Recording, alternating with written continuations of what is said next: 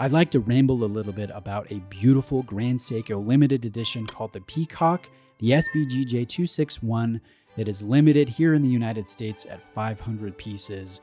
And if you are one of the fortunate 500 to get your grubby mitts on this beautiful royal blue, this deep purpley blue color, you're going to be very happy. And I think you will brag a little bit about the craftsmanship, about the exclusivity, and you will take a lot of pride in the beautiful 44GS case on your wrist. And I think that's for good reason. But that being said, if you're not one of the fortunate 500, you might be a little bit salty if you're a Grand Seiko fan. And you'll think, wow, come on, Grand Seiko, you could sell more than 500. Why not make this a regular production version? And I certainly get that type of sentiment. It just depends on if you're fortunate to get one at retail or if you're one of the ones that never got one of the 500 pieces that were created and crafted in the Shinsu Watch Studio in Japan, from Grand Seiko. So you could be in one of those two camps, or you could be completely agnostic. You could not care about Grand Seiko.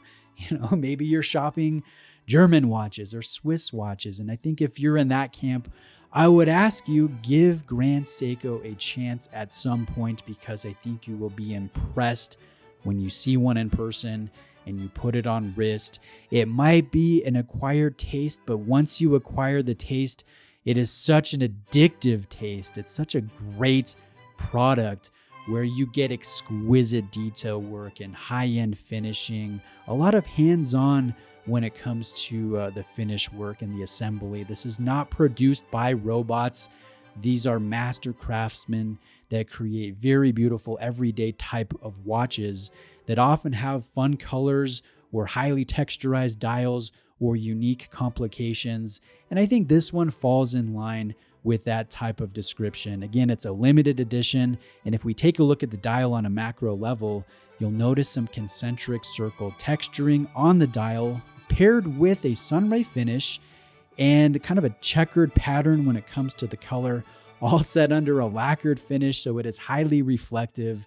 And that paired with a dual curved sapphire crystal and highly polished chamfered applied markers with linear graining on the top surface and razor sharp Dauphine style hands, dimensional silver printing, a gilt accent color for your Grand Seiko applied badge and your GMT hand, a silver date disc, and also a blued chapter ring that carries concentric circle texturing. There is just so much to appreciate on a macro level, but then you step back and you look at it from wrist length and it looks beautiful.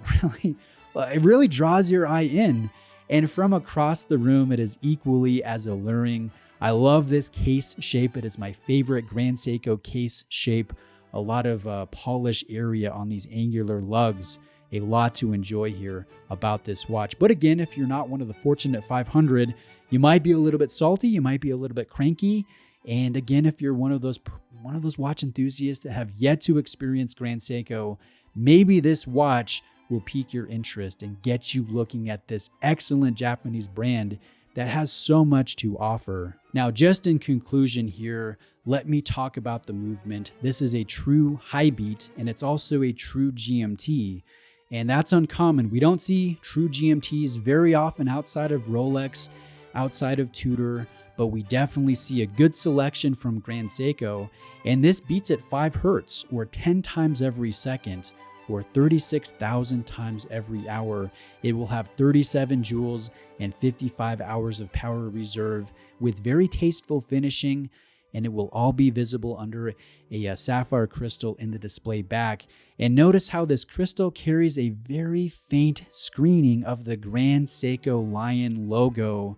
So you can only notice that from a specific angle and light. And I don't know if it's even coming across in this shot that I'm dropping in, but it's a very beautiful movement that almost carries a rainbow effect in the finish work. So it is beautiful from the reverse of the watch.